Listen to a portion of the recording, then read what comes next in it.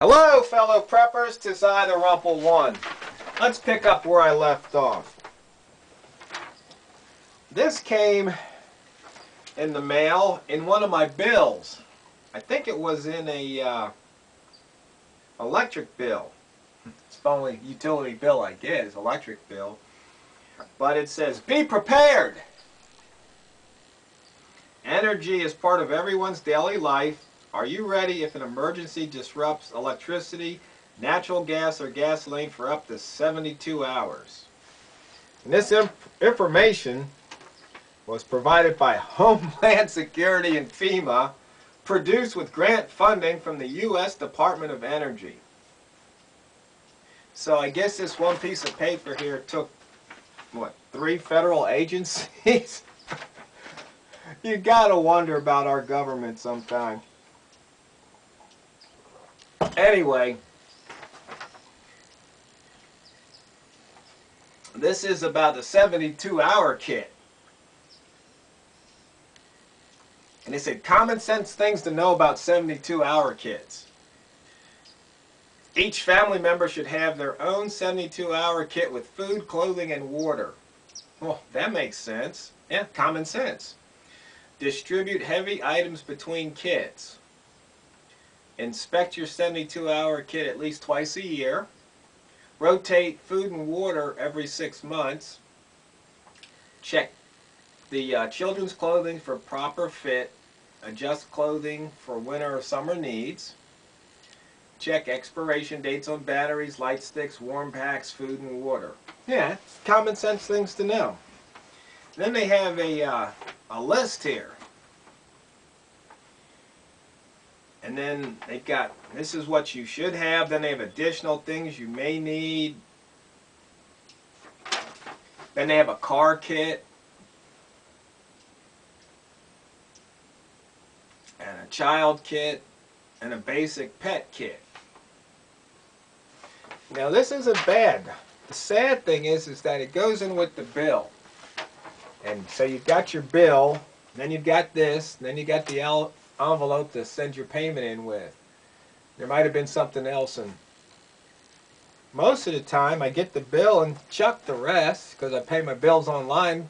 Actually, I saved the envelope because my buddy Robert, we had a conversation way back in the 90s one time about envelopes and how people are wasteful. They just use the envelope.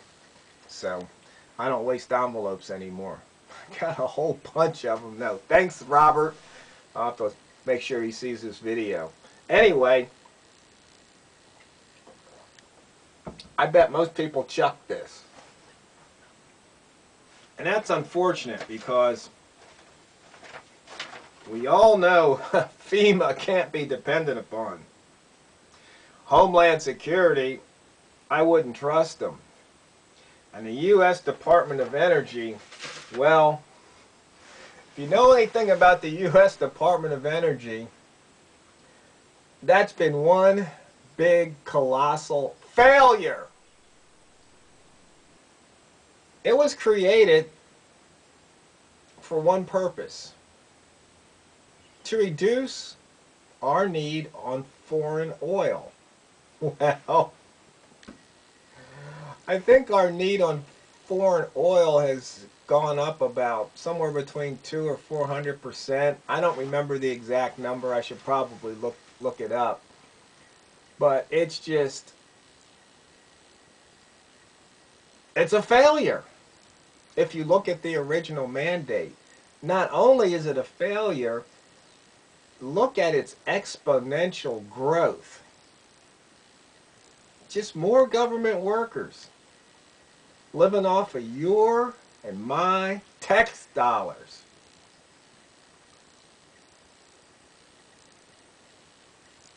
It's a joke. It's just unbelievable. But definitely should have a 72-hour kit. But as one viewer or a couple viewers asked when I had made the video the other day about the medium and long-term plans, I mean, you gotta wonder, what are you gonna do if the lights don't come back on after 72 hours? Or 2 weeks? Or a month? or 3 months or a year. Back to that Revolution TV show. What do you do if you don't have power? You're going to live out in the woods? I mean, some of you already live out in the woods, in the rural locations, in the country. Some of you maybe are in the burbs or in the city, urban preppers. What are you guys going to do? Do you really have that long-term plan, that medium-term plan?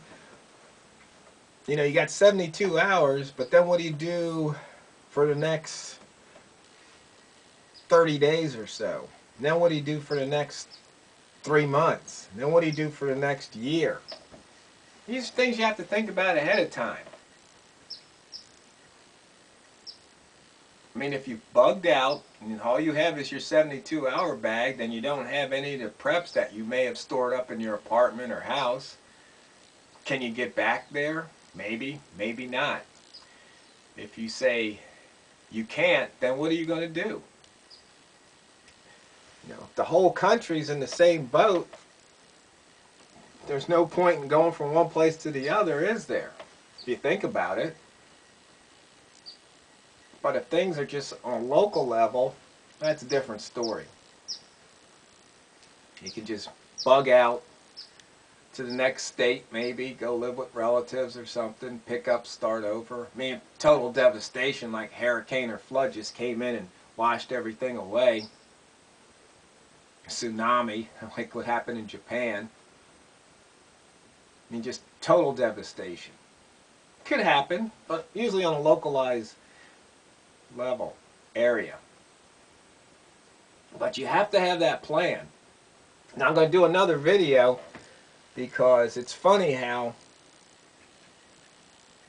sometimes in life things just start to line up, and there's a couple articles in my inbox today about that. So I'm going to stop this video and then pick it up in another video about that. So once again, fellow preppers, if you fail to prepare, you're preparing to fail.